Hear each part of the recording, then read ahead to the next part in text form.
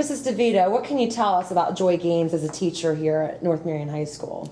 I'll tell you that Mrs. Gaines has been an asset to North Marion High School. She is one of those teachers that no matter what, that she engages the students, she catches them.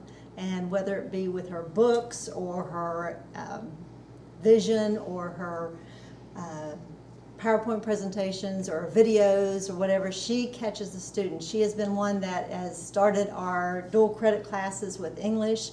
She has worked as department chair at North Marion High School and has embraced our technology, embraced the freshman academy. She's been a driving force behind a lot of things here at North Marion High School, not just the language arts department. What does this mean for you to see that she's being recognized as Marion County's Teacher of the Year? I think it's about time that she's been recognized for a Teacher of the Year, and that I am just hoping that as she goes on that she'll be our state Teacher of the Year. So Joy Gaines, you've been named Marion County Teacher of the Year. How does that make you feel? I'm very proud of that accomplishment. It feels like we don't have the kinds of perks that business people sometimes have, where they get raises for exemplary performance, or they get a car to drive for business purposes, or perhaps they get a promotion. We don't have that. We have intrinsic rewards, and so we just have to feed off of those, and this is one of those wonderful intrinsic and extrinsic awards. Why don't you show us that plaque that you received as Marion County Teacher of the Year? This is the plaque that I was presented with at the Board of Education meeting this week. Mr. Richard Pellegrin was the board member who presented it to me, so it was very nice, very much appreciated. And I also received $500 to use for supply money, and with that supply money I purchased some more books for my library. That's wonderful. Did you have any other kind of recognitions recently as being a teacher, or is this the first major award that you've received? Well, within the past few years I received my national board certification, and that was a huge accomplishment for me on an individual basis. On a team basis, I belong to a steering committee that recently received Innovation Zone grants, one for $47,000 and one for $200,000. So those are huge honors, and as a result of those honors, we've been invited to present at the State Superintendent's Conference in June at the end of this month. So I consider that quite an honor.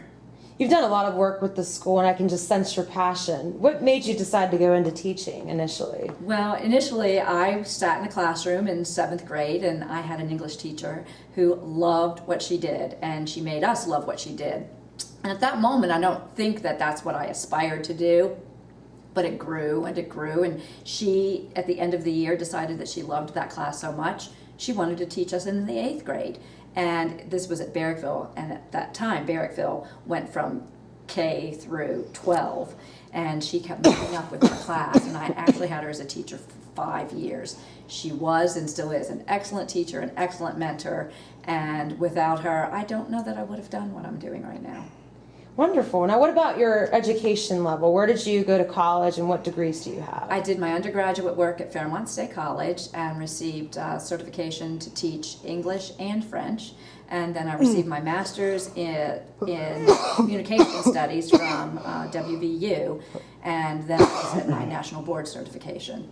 How long have you been here at North Marion High School now? I'm ending my 29th year. That's wonderful. It is. Have you been here the whole time that you've been teaching? I have been here. I did my student teaching here, and then I went right into a job here, so I've been very lucky. I've never taught anyplace else other than the Governor's Honors Academy, which is a summer program. Tell me about the last 29 years here that you've been at North Marion High School. I know that you probably must have so many memories. 29? Yeah, a lot of memories.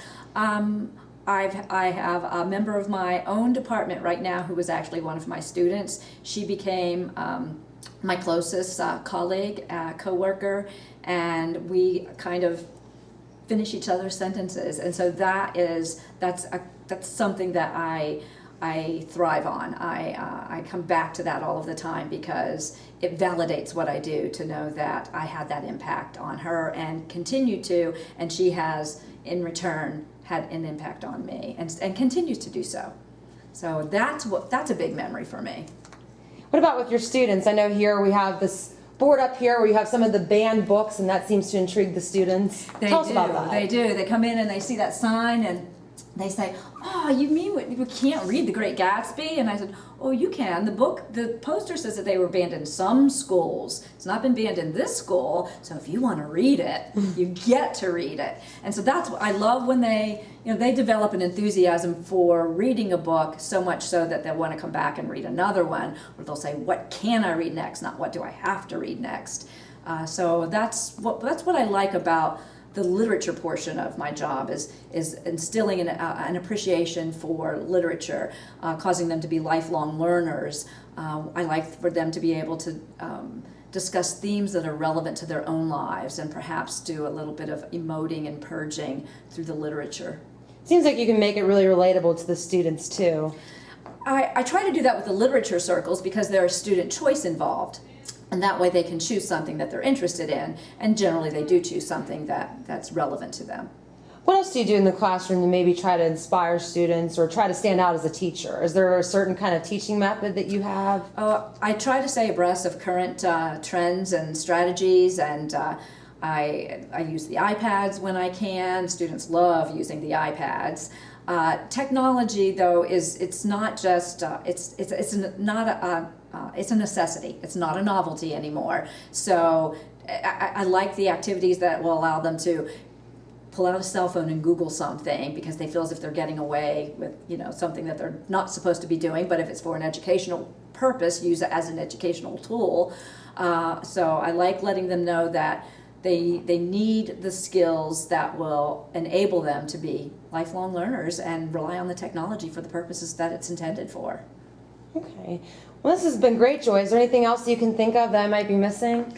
I can't think of anything except that teaching is, as I said at the board meeting, it's a lifestyle for me. It's not just a job, it's not just a career, it's a lifestyle. And in it, I hope to instill in students the commitment to capture learning as a lifestyle, make learning a lifestyle, the way I've made teaching a lifestyle. Wonderful.